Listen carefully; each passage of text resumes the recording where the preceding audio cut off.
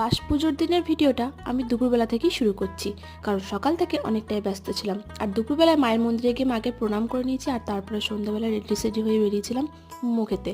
আর মোমো খেয়ে আমাদের অবস্থা দেখো, মোমো ছিল গরম আর ওয়েদারও ছিল গরম, ভীষণ গরম করছিল আমাদের। মানে জীবনে বললাম না, প্রথম মানে কালী পুজোতে এত গরম অনুভূত করলাম।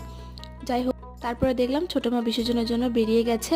আসলে মায়ের যেদিন বিজয়া হয় তার আগের দিন ছোটো মার বিজয়া হয়। আর ছোটো মাও চলে এসছে বড়মাতলা, আর বড়মাতলায় দুই মাকে দর্শন করলাম। আর তারপরে বাড়ি গিয়ে দেখো বেবির কাণ্ডটা তোমরা একবার দেখো।